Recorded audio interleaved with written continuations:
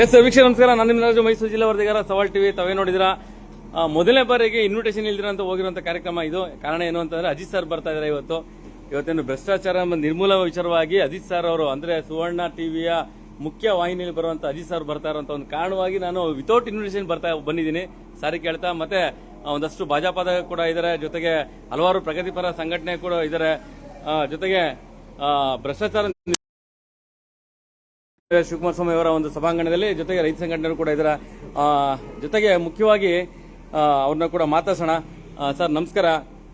ಇವತ್ತಿನ ಕಾರ್ಯಕ್ರಮ ಬಗ್ಗೆ ಏನ್ ಹೇಳ್ತೀರಾ? ನಾನು ಮೈಸೂರು ತಾಲೂಕು ಪ್ರೆಸಿಡೆಂಟು. ಇದು ಭ್ರಷ್ಟಾಚಾರ ನಿರ್ಮೂಲನೆ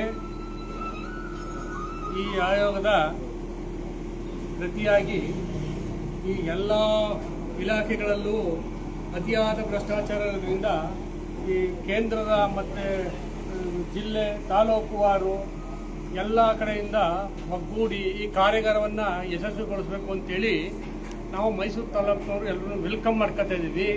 ಜೊತೆಗೆ ಭ್ರಷ್ಟಾಚಾರ ನಿರ್ಮೂಲನೆಗೆ ಯಾಕೆ ಬಂದಿದೆ ಅಂತಂದರೆ, ಯಾವ ಇಲಾಖೆಗಳಲ್ಲಿ ಸಮರ್ಥವಾಗಿ ಕೆಲಸ ಆಗ್ತಾ ಇಲ್ಲ.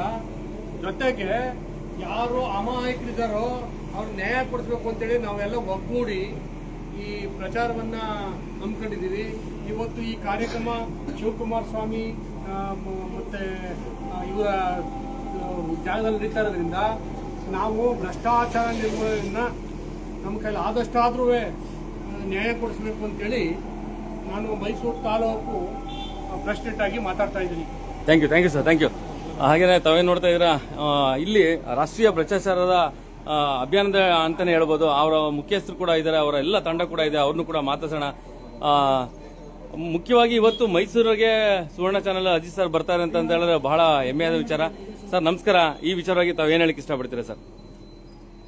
ಇದು ಭ್ರಷ್ಟಾಚಾರ ನಿರ್ಮೂಲನೆ ಹಾಗೂ ಕಾರ್ಯಾಚರಣಾ ಸಮಿತಿಯಲ್ಲಿ ಆಯ್ತಾ, ಇದು ನಮ್ಮ ಕರ್ನಾಟಕ ರಾಜ್ಯದಲ್ಲಿ ಈಗಾಗಲೇ ಒಂದು 28 ಜಿಲ್ಲೆಗಳಲ್ಲಿ ಉದ್ಘಾಟನೆ ಆಗಿದೆ. ಈಗ ನಾವು ಮೈಸೂರಿನಲ್ಲಿ ಕಾರ್ಯಾಗಾರವನ್ನು ಮಾಡ್ತಾ ಇದ್ದೀವಿ, ರಾಜ್ಯ ಮಟ್ಟದ ಕಾರ್ಯಾಗಾರ. ಈ ಕಾರ್ಯಾಗಾರದಲ್ಲಿ ಹಲವಾರು ಜಿಲ್ಲೆಯ ಅಧ್ಯಕ್ಷರು, ಉಪಾಧ್ಯಕ್ಷರು ಮತ್ತು ಪಕ್ಕದ ರಾಜ್ಯದಿಂದಲೂ ಬಂದಿದ್ದಾರೆ. ಪಾಂಡಿಚೇರಿಯಿಂದ ಬಂದಿದ್ದಾರೆ, ಬಾಂಬೆಯಿಂದ ಬಂದಿದ್ದಾರೆ. ಅದರಿಂದ ಎಲ್ಲರಿಗೂ ಒಂದು ಕಾರ್ಯಾಗಾರವನ್ನು ಏರ್ಪಡಿಸಿದ್ವಿ.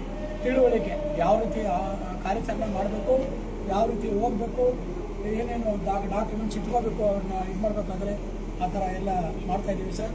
ಇದು ತಮ್ಮ ಮಾಧ್ಯಮದವರೆಗೂ ಧನ್ಯವಾದಗಳನ್ನ ತಿಳಿಸ್ತಾ ನಮ್ಮ ಈ ಸರ್ ಅಜಿತ್ ಸರ್ ಬರ್ತಾ ಇದೆ ಅಂತ ಇವತ್ತು ಪ್ರಚಾರ ಆಗಿದೆ. ರಾಷ್ಟ್ರ ಅಧ್ಯಕ್ಷರಾದ ರಾಜೇಶ್ವರ ಸಾಹೇಬರು ಅಂದಾಜು ಬರ್ತಾ ಇದ್ದಾರೆ, ಮತ್ತೆ ನಿಮ್ಮ ಖಚಿತ ಬರ್ತಾ ಇದ್ದಾರೆ, ಲೋಕಾಯುಕ್ತ SV ಬರ್ತಾ ಇದ್ದಾರೆ, ಸುಮಾರು ಹಲವಾರು ಗಣ್ಯರು ಆಗಮಿಸ್ತಾ ಇದ್ದಾರೆ. ಮತ್ತೆ ನಮ್ಮ ರಾಜ್ಯಾಧ್ಯಕ್ಷರು ಒಂದೆರಡು ಮಾತಾಡ್ತಾರೆ. Thank you. ನಮಸ್ಕಾರ. ಪ್ರಭಾಕರ್ ಅಂತೇಳಿ ಈ ಒಂದು ಸಂಘಟನೆಯ ರಾಜ್ಯಾಧ್ಯಕ್ಷರು. ಈ ಒಂದು ಸಂಘಟನೆಗೆ ಎಲ್ಲರಿಗೂ ಒಂದು ಒಳ್ಳೆಯ ತರಬೇತಿ ಕೊಡಬೇಕಂತೇಳಿ ಈ ಒಂದು ವಿಚಾರ ಸಂಕಿರಣವನ್ನು ಏರ್ಪಡಿಸಿದ್ವಿ. ಈ ಒಂದು ನಮ್ಮ ಸಂಘಟನೆಗೆ ಅಜಿತ್ ಬರುವ ಸಾಧ್ಯತೆ ಇದೆ.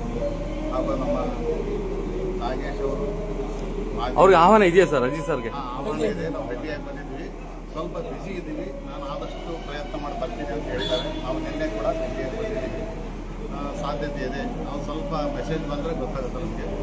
ಆಮೇಲೆ ಇಲ್ಲಿ ನಮ್ಮ ರಾಷ್ಟ್ರಾಧ್ಯಕ್ಷರಾದ ಶುಕ್ಲಾಜಿ ಅವರು ಬಂದಿದ್ದಾರೆ ಮತ್ತು ಅವರ ಕಾರ್ಯತಂಡ ಎಲ್ಲ ಈ ಒಂದು ಸಭೆಗೆ ಬಂದು ಈ ಒಂದು ನಮ್ಮ ತರಬೇತಿಯ ಕಾರ್ಯಕ್ರಮವನ್ನು ಯಶಸ್ವಿಗೊಳಿಸುವಲ್ಲಿ ಅವರೆಲ್ಲರ ಸಹಕಾರ ಇದೆ.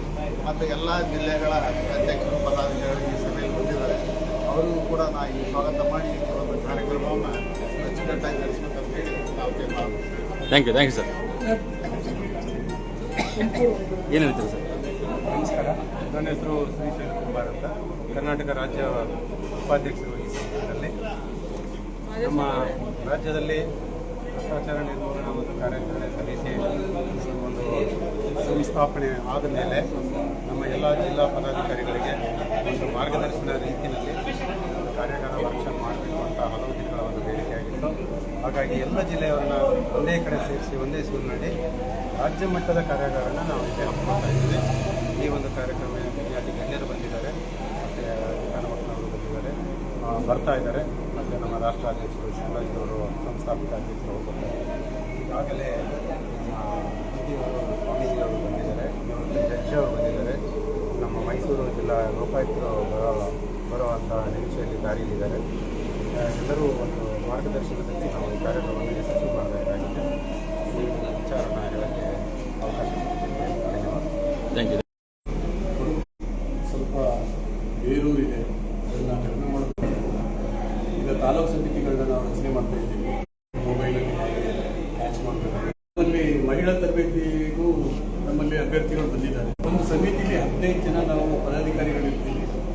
ಹಾಗೆ ಎಲ್ಲ ತಾಲೂಕು ಹಾಗೂ ಜಿಲ್ಲಾ ಸಮಿತಿಗೆ ತರಬೇತಿ ಕಾರ್ಯಾಗಾರನ ನಾವು ವಿಚಾರ ಸಂಕಿರಣದಲ್ಲಿ ಹಾಜರಾಗಿ ಏನೇ